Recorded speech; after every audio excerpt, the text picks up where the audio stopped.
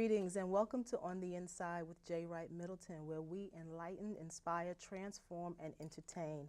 I'm your host, Janelle, and today's show is going to be very inspirational because we are talking about fathers, not just fathers in an oblivious state, but fathers being present in the lives of their children and how important that is.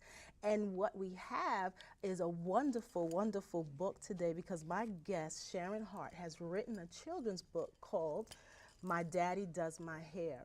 And Sharon and her guest, Bishop Watson, are going to be here to talk to me, and we're going to have a great time today, right? Yes. Thank you so much, Sharon, for being with me. Thank you, Bishop Watson, for being with me. So this book, which is very cute, by the way, very cute. My Daddy Does My Hair. I want to ask you what inspired this? What made you wake up and say, this is what I want to do? Because I know this is your second book. Yes, it is. And your first book is so to the left from this topic. What was your first book about? The first book was about customer service. And at that time that I wrote that book, I was in the customer service field. Okay. So it was more like my experience as being a customer service representative. And it was a good experience. Okay. But how did you jump from customer service to a children's book? So what inspired me with that book was I am a licensed child care provider. Okay. And most often when the parents would bring their children, it was always the mother. Okay. And I know that the father was in the household, but it was the mother. So the book just came to me, you know, My Daddy Does My Hair, because I had asked a question to one of the parents. Do your husband do your daughter hair? And she said no. So the idea just came to me, and I thought it was very important that to say, how come, or ask the question, how come the father doesn't come and bring the children, or how come he don't do the hair? Okay, so this is more about fathers being active with their children, not so much of being absent, but dads who are there, but just being more active. Yes. Okay. Well, and it actually is a both, because we want to encourage or acknowledge those who are active with their children.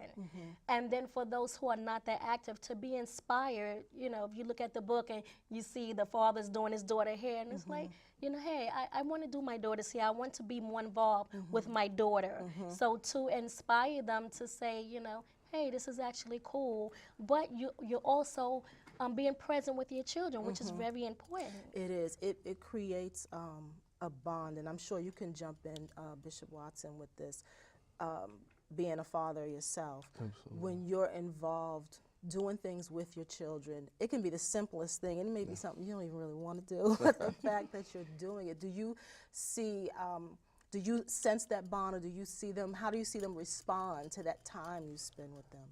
I think that being a father that's present in the home is unlike anything else. If you talk about, we spend a lot of time, especially as men, we spend a lot of time of trying to find something that's self-gratifying and things like that. But the truth of the matter is, a lot of times it's right in front of our face, and that's being in with our children, especially our daughters, because you get the chance to influence them and let them know, what it is to be a man and what they should look for as they get older. You get a chance to set the standard right there. You don't have to worry about it if you're there setting the standard. I had the opportunity to spend, being present in the house with my children, just some wonderful times. My daughter, when she was younger, she's now getting ready to graduate from college next year. But I remember she had 66 baby dolls, little dolls, and she used to make me remember every name. Really? But it was fun because it gave you the opportunity to engage and have time with them and to try and be very present in their life. There's nothing like it, and I've watched over the years how it's benefited, from seeing different people who didn't have their fathers in their life and being active, not just there, but to be active. Because you can be present and not present at the same time. You can be present physically and very absent emotionally and otherwise. And so to be there present in a holistic manner, there's nothing like it. And the self-gratification is unequivocal. Now, the fact that you remembered that there were 66 dolls and the names of them, your daughter felt good. Yes. Absolutely. Yes. Yes. So, Sharon, as you were writing this book, and I know you when you started it, you knew the topic was bigger than Yes. what you were tackling, but you decided to just take out this chunk. What kind of response are you getting from mothers who are seeing this book? The response is really overwhelming. Not Okay. overwhelming, but it's encouraging me to keep on with it. Like, don't just write the book and, okay, I wrote this book. But a lot of people is like, that is such an awesome topic, or that is such a great idea, you know, to inspire our men or encourage them to step up. So the book is not just about doing my daughter's hair. Right. It's about taking her to ballerina class, taking your son, because it's not just the daughter, it's the son also, taking your son to football class. So I try to not making the book so big for children, of course. but to sort of consume everything into the one little book and just show the father doing those things with his children. But the purpose of it is that he's active Yes. with his children. He's involved and he's doing everything that mothers do. So on Father's Day, you know, sometimes we say to the mothers, Happy Father's Day. Oh, yeah. I'm not a father. Right. I don't want to be a father. You know, the father is theirs. Even if he's not there, you know, there's still his job to be a father. So we want to say, be more involved with your Yeah. children. Do those things. Yeah. Do her hair.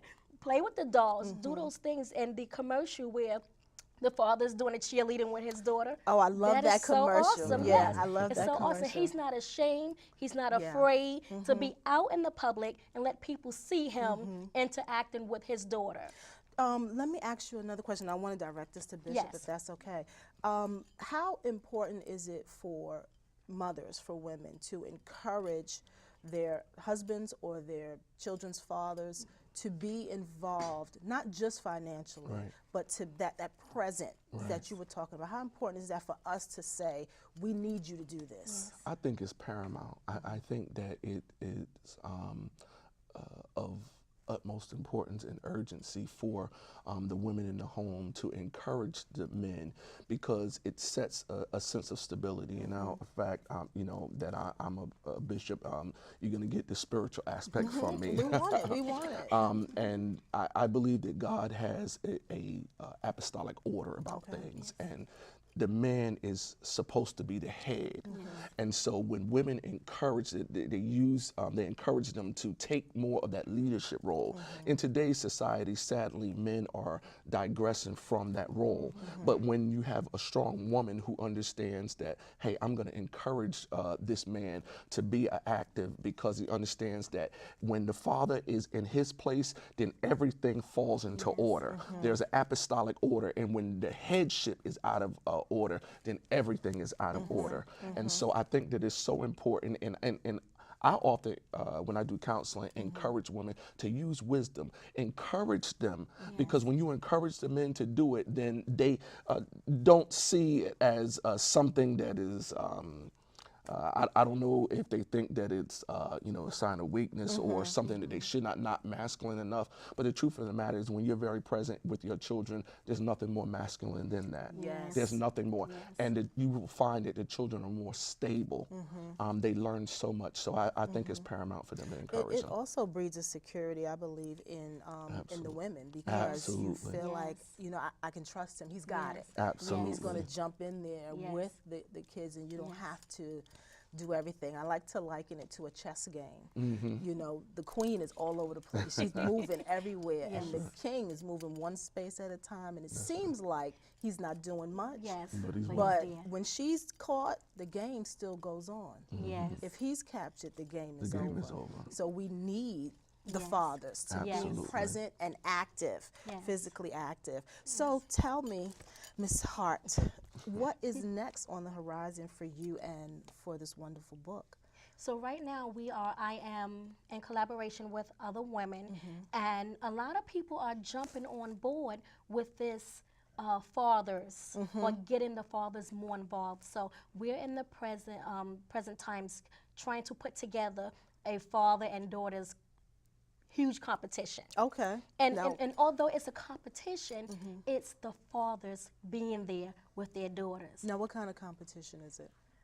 Well, like I said, it's on a huge level, magnitude, where we'll be including men from all over. Okay. Not just Delaware, just from all over to get involved. And that's just what it is, a hair competition. Hair competition. Hair competition. Okay. So the father would be doing his daughter's hair. Okay.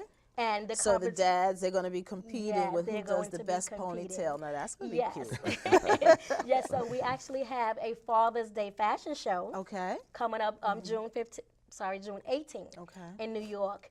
And that is the same thing where the men was going to model their suits. Okay. And that's just to have fun with it. But the main portion of it is it will be a father and daughter hair competition. Okay. And the best hairstyle, they would win a weekend trip. Wonderful. For a family of 4. Now, that's in New York. What do you have for us little Delawarean people?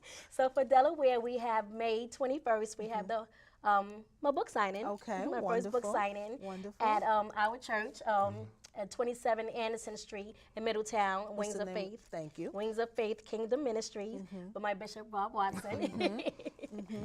Wonderful. So Wonderful. the book signing will be there, and I'm excited about everything that has been lining up, and I'm more excited about the feedback that I'm getting with the topic, and just having the men be more involved with their children. It seems like, and I hate to use this phrase, but it seems like fathers being involved is like in now. It's like Yes. popular now. Yes. I hate to say Yes. it, but Yes. I'm seeing it more. And even with football players, they had this commercial where they were doing their daughter's hair, and they have a lot of things online, social media, where you're watching fathers get involved. And I think it's so wonderful to see. For me, I feel like it's like a sigh of relief for the mothers to say, okay, I could breathe a little bit because they are getting, and I know when men see other men doing things, it encourages them to do it. Am I correct? Yes. Absolutely. Yes. It gives us almost a green light, to say, hey, I'm not first, somebody else is doing it, so I want to do it. A lot of times there's some hidden ambitions to be more involved anyway, and depending on how you were raised. Okay. How you were raised has a lot to do with that, and that's why I think this is important, because it starts an effect, and it starts a trend, if you would. And so I think that is phenomenal that it's happening. If you could give us, what is something that a father teaches a daughter that the mom only can do her best to teach, but that the daughter really gets from being in relationship with her father? I would say primarily it's security. It's security, understanding that what you look for in a man is not necessarily materialistic, but there is a strength. There's a certain sense of strength. Now, moms and dads both have strength, but there is a different dynamic of strength, if you would, that she gets from the father. And I think that fathers teaching their daughters that moms probably could teach them, but not with the same effectiveness, is a sense of strength. Whereas everything has to be everything is going to be stable. Everything is going to be all right. I'm here to protect you. I'm here as your guardian. Now, mom is going to do the same thing, but there is sort of a covering when the father is here. Yeah, because mom is like, I need somebody to protect me Right. too. Yes. Right. Yes. And so daughters, when they look at their mom, is like, okay, mom is going to protect me, but who's going to protect mom? Right. But when they look at dad, they have a certain sense of security and comfort in their eyes, where dad is going to protect all of us. Yes. And so I think when they see that, it helps them understand that, what I'm looking for later in life is I'm not necessarily worried about the materialistic things. I'm looking for somebody who's going to be there, somebody who's going to take care of me, take care of my mom, take care of my brother, the whole family. And so I believe that that's what dads really bring to the table, more so than anything, a sense of stability, or should bring to the table, a sense of stability, and most of all, security. That's good. That's good. And the children are jumping on board with it also. Because back in the day, who did your hair? You were ashamed to say, my daddy did my hair. But now it's like, my dad did my hair. Well, dads have come a long way, because I don't think they were doing it too cute back then. Did you do your daughter's hair? I absolutely did my daughter's hair. I worked the midnight shift, and so my wife would go to work during the day, and so when I get off, I had to get my daughter ready for school. So I absolutely did do my daughter's hair. Well, that's And how did she like it? Now I'm sure if she was here, she would dispute to the degree of how well I did. But the fact is that you did But it. I did it. I did it. What I did well. That's good. I wasn't as versatile as I probably could have been, but what I did well. That's good. So Sharon, let me ask you a question. Is there anything personal about this book for you? Personal about the book, you know, I grew up with my father in the household. He never did my hair, but I did grow up with my father in a household, and you know, society labels a child as a good child if they have both parents in the household. If you were raised in a both parent household, you know, It was good. It was Right. good. You know, you have good product on your hand. You know, so with the book, like I said, again, the purpose is to just show the father, just being present. And we know in today's society, father's not always in the household. Right. And it's okay. So, but you know, you still want to be involved. You can be active even if you're not yes, in the household. be very involved, and it is so important, especially you know what's going on in society now. We need our men, and I'm not gonna say in the household, but we need our men there. Yes. We need them there. So, like I said, the book tries to cover. Now, he may not always be there to tuck the children into bed, you know, But he could call and say good night. he can call and Absolutely. say good night. Number. He He do can that. stop by. So it's so many other things. It just takes two to get on board, get on the same page, and do those things. So with the children helping to cook and you know helping to, he's teaching his daughter. You know, Yeah, he's I'm helping her looking with at her. this. You know her. Her Her cheerleading, yep. homework, you know, just and again over the Softball. phone. Can we get a little yes. quick picture of this softball Yes. and baseball, football? We got, it's cute. Illustrations are wonderful. And I try to target everyone, not just one Yes, it is particular race. multicultural. Yes, just you know, it's just everyone because the struggle's real. Yeah. The struggle is real. So we, you know, we just want to again say, you know, fathers, you're doing a great job. Yeah. You know, don't stop. And even when they get older, you know, your daughter's in college now. You know, I'm sure she still looks for a dad to. Even more so, you know, we still look. It doesn't stop. You know, just stay involved with your children. So I'm really praying that the book would inspire those who, again, who's not that involved to. I'm sure it will, and Yes. and also for mothers to Yes. just get this and just say, Yes. hey. Absolutely. Yes. Strategic. Yes. Absolutely. I thought this would be so good for you to Yes. read too. Yes. You know, that would be so great. Yes. I think that I want to applaud you on you. doing this book and in Thank you. celebrating dads. Yes. I also want to thank you, Bishop, for Yes, thank just my being a pleasure. voice and standing for fathers, being active. I want to ask another question because we touched on you may not be there, but you can still be present or be absolute. active. Or what Absolutely. are some things that fathers who are not in the home Right. can do to still make their love and presence known for their children? That's a great question because, first of all, I commend you for asking that question because it is important for men to understand that just because life happens and you're not there doesn't mean that you don't have to be present in the child's life. You should be just as present in the child's life. Take time for them.